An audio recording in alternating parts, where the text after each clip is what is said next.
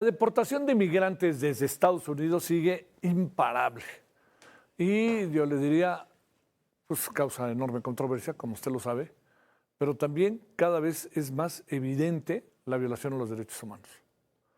Una nueva medida del Servicio de Inmigración y Control de Aduanas, por sus siglas en inglés, de recuerdo, ICE, tendrá acceso a datos personales de más de 79 millones de personas inscritas en el programa Medicaid. Hablamos de nombres completos, fechas de nacimiento, direcciones, información racial y étnica e incluso números del seguro social de los beneficiarios. Como usted puede imaginar, esto es de enorme importancia, pues no hay protección de datos personales y menos respeto a los derechos humanos. En otra polémica de la administración Trump, el Departamento de Seguridad Nacional exigió a propietarios que rentan casas que den información sobre sus inquilinos. Ahora sí que, como usted recordará, si vio aquella maravillosa película alemana que se llama La vida de los otros, ¿no? Que es la historia de Alemania de la Segunda Guerra, la Alemania después de la Segunda Guerra, la Alemania del Este, en donde pues buena parte de los ciudadanos vivían informando al gobierno lo que hacían sus vecinos. Por ejemplo, bueno, y los vecinos, lo que son las cosas, informaban de lo que hacían los que también informaban. Eso era una locura. Bueno, por ejemplo, contratos y tarjetas de identificación. Con esto el ICE podría rastrear a inmigrantes sin papeles y comenzar procesos de deportación masiva. Diversos abogados estadounidenses han coincidido en diversos casos similares por parte de sus clientes. Y en un caso que ha llamado poderosísimamente la atención es que los hermanos mexicanos Carlos y Alejandro fueron detenidos en Orlando y llevados a la prisión migrante de máxima seguridad. Estamos hablando de esa que usted está viendo en su pantalla, la Alligator Alcatraz, en Florida, Estados Unidos. Lo más preocupante es que uno de ellos estaba en el país con visa de turista, es decir, no era migrante. La Cancillería está brindando apoyo jurídico y apoyo consular. En medio de toda esta situación, la jueza federal Maem Ewuzi Mensah ordenó al gobierno de Trump detener las capturas que se realizan de forma indiscriminada en por lo menos 7 estados del país estadounidense, entre ellos pues un estado santuario que es California. La jueza encontró pruebas de que agentes del ICE detienen a personas en función de su raza, de su idioma, de su vocación y de su ubicación. Hablemos de todo ello que está dándose en este momento con Tomás Milton Muñoz, internacionalista de la Facultad de Ciencias Políticas y Sociales de la Universidad Nacional Autónoma de México. Tomás, como siempre, gracias por tu participación. ¿Cómo te ha ido? Buenas noches. Muy buena noche, Javier. Un gusto estar contigo, con el auditorio. Lástima que tengamos que escuchar de nueva cuenta que incrementan las acciones por parte de Donald Trump para generar un Estado cada vez más totalitario, como un gran hermano en el que nos observa, y en este caso particularmente a los inmigrantes. A ver, entrémosle por ahí, por lo que está pasando ahora, Tomás. ¿Cómo lo ves? ¿Qué está sucediendo? Porque digo, ya puedes ir caminando en la calle y no les importa, te ven como si fueras migrante y te llevan. O lo que le pasó a estos dos hermanos, uno vive en Estados Unidos, casado con un estadounidense, y el otro va de turista a visitarlo, ¿no? Y los deporta, ¿no? Un error puede darse, obviamente, se pueden dar dos casos, tres casos, en donde se equivoquen autoridades estadounidenses al detener a personas que ya sea estén como turistas o incluso que sean ya residentes, pero esto ya es sistemático, no son errores. Forma parte ya de esta estrategia bien diseñada, sobre todo por Stephen Miller, quien es el cerebro detrás de todas estas políticas migratorias, tanto en la administración de Donald Trump 1.0 como en la administración de Donald Trump ahora la 2.0. Y tiene que ver precisamente con generar condiciones, sobre todo de temor, y alcanzar lo que hasta el momento no ha logrado la administración de Donald Trump, la actual, que son las autodeportaciones masivas. A pesar del gran temor que existe dentro de nuestra comunidad de inmigrantes mexicanos, pero también de otras nacionalidades en Estados Unidos, ha fracasado contundentemente en las deportaciones y sí se ha enfocado sobre todo a realizar grandes capturas, si me permites el término, por favor, Javier, capturas que son muy espectaculares para los medios de comunicación y con base en ello señalar que sí está haciendo el trabajo de la promesa electoral, que es básicamente limpiar a Estados Unidos de inmigrantes que son indeseados por perfiles precisamente raciales y por sus propios orígenes. Entonces, en síntesis, sí estamos observando acciones que son violatorias a los derechos humanos, pero que, reitero, son sistemáticas y forman parte de esta gran campaña para generar temor entre los inmigrantes en Estados Unidos.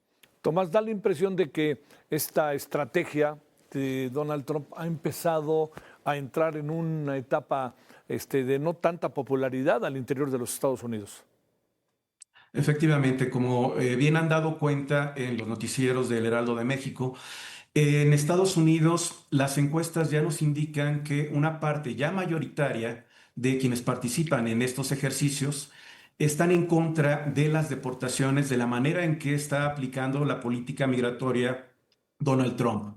Es decir, de empezar, por ejemplo, a inicios de su segunda administración, de tener márgenes de aprobación de 60%, hoy estamos viendo a la inversa. Estamos viendo márgenes de desaprobación, sobre todo porque en algún momento tuve la oportunidad de comentar que no es lo mismo pensar en un ente abstracto y culparlo de todos los males, es decir, de un supuesto inmigrante indocumentado que es malvado, a darte cuenta viviendo en Estados Unidos que a quien están deteniendo es tu vecino con el que has convivido desde hace más de 10 años, que sus hijos, tanto los míos como los del vecino, han estado conviviendo de manera conjunta en los últimos 10 años y que se han convertido ya en adolescentes, son a los que están deteniendo y son a los que probablemente estarán deportando. Es por eso que podemos ver básicamente que está cambiando la opinión. ¿Por qué? Porque estamos observando, insisto, uno, violaciones sistemáticas a los derechos humanos, pero de manera pública. Y esto no está gustando, amén obviamente de las implicaciones económicas que poco a poco empiezan a ver los estadounidenses. Recordemos que sin mano de obra se encarecen los productos y por ende la inflación es muy latente. Oye, parece que cada vez hay menos posibilidad de que el gobierno mexicano haga algo, ¿no? Porque no lo digo por falta de interés, sino porque, a ver, si ya se acaban las reglas, ya te ven en la calle, te deportan, te traen para acá, te traen o ahora te llevan a una cárcel, tiene que llevarse a cabo todo un litigio, los que están en la cárcel, que es una auténtica pesadilla. ¿Cuántos mexicanos habrá ahí que, bueno, el caso de estos hermanos que están ahí en esa cárcel y que lo único que estaban haciendo era ir caminando por la calle porque uno tiene la nacionalidad y el otro es turista? Sí hay todavía caminos, a A ver. pesar, insisto, se les estuvo advirtiendo desde meses atrás de que ahí venía el ogro, que venía mejor dicho, venía sin restricciones porque sería su último periodo al frente de la Casa Blanca, obviamente en Estados Unidos, y no se invirtieron los recursos suficientes en los consulados, particularmente que es el brazo más importante que se tiene para proteger a nuestros connacionales en Estados Unidos. Si bien es cierto que la presidenta Claudia Sheinbaum anunció la semana pasada, antepasada, si no mal recuerdo, que se iban a aumentar los recursos para los consulados, hasta el momento siguen siendo insuficientes. Los consulados, particularmente el servicio exterior de carrera, ha sido muy castigado en las últimas dos administraciones y no cuentan ni con el dinero ni con el personal suficiente. Y a pesar de eso, todavía se pueden generar una serie de sinergias para apoyar a la comunidad mexicana en Estados Unidos. ¿Cómo? Con nuestros aliados que sí los tenemos, particularmente desde bufetes de abogados que trabajan en favor de los derechos de los migrantes, organizaciones no gubernamentales, las iglesias, con los que podemos trabajar para de alguna manera atender de mejor manera a las comunidades. Aparte, he de señalar particularmente que sí las comunidades mexicanas en Estados Unidos se están autoorganizando y como pueden, con sus propios recursos, están tratando de generar estrategias para evitar las deportaciones masivas, primero las detenciones y las redadas. Oye, híjole, Tomás, ¿hacia dónde vamos, Porque, digamos, en la medida en que pasan los días y Trump no tiene esos números deseados que generó y que le propuso a sus millones de votantes, lo que va a acabar pasando es que se van a empezar a tomar medidas todavía más drásticas y más violentas y más, diría yo, haciendo un lado cualquier derecho humano, cualquier derecho de migrante, cualquier derecho de circular hasta en la calle.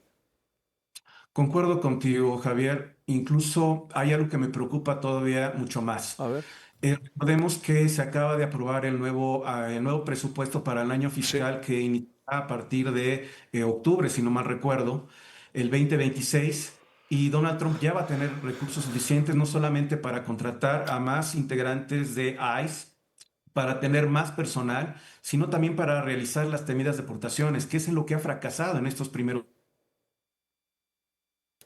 a ver seis si. meses. Ujú. No han tenido los recursos suficientes para expulsar a la gran cantidad de inmigrantes indocumentados que había prometido. Pero a partir del siguiente año sí va a contar con esos recursos. Y en ese sentido, entonces, de nueva cuenta, un llamado no solamente a las autoridades mexicanas, sino a América Latina en general. Tenemos que estar preparados con programas de repatriación que permitan una reincorporación digna de los connacionales.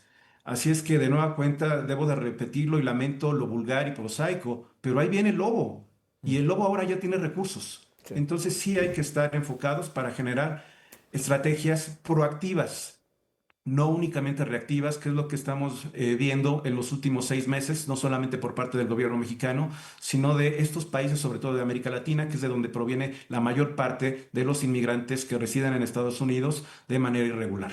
Híjole, bueno, este, y además, oye, de la mano de decisiones como las que están tomando de decisiones drásticas con el tema de la aviación y con el 30% de los aranceles, si no le bajan al tema de la seguridad, ¿no? Ahí no era una cuestión comercial, es un castigo, ahí te voy, ¿no? Si no arreglan eso, estamos a 10 días, en fin, no vienen días, no viene un buen segundo semestre, ¿eh?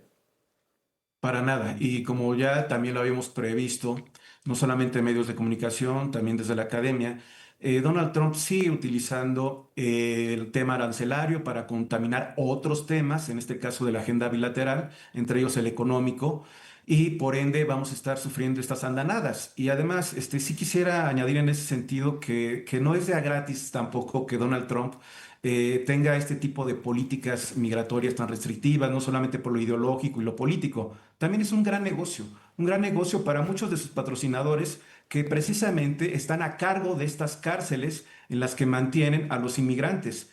Aportaron a su campaña y algunos integrantes de estos grupos, reitero, que básicamente son empresas poderosas, incluso ya tienen algún papel dentro del propio gobierno de Donald Trump. Es decir, también es un negocio el hecho de tener este tipo de políticas restrictivas y violatorias a los derechos humanos. Bueno, oye, y ahorita no sé por qué lo pensé en función de estas cosas, cárceles, etcétera. ¿Dónde está Julio César Chávez, hijo? Es una gran pregunta. No, yo no cuento obviamente con la información. Sí. En este momento ni siquiera en las páginas sobre seguridad especializadas podemos encontrar su paradero y lo único que sabemos son trascendidos, entre ellos la posibilidad de que tal vez se haya convertido en un testigo protegido. Pero bueno, no puedo afirmar eso. Claro. Te mando un gran saludo, Tomás. Que tengas buena noche. Igualmente, un abrazo. Hasta luego para ti.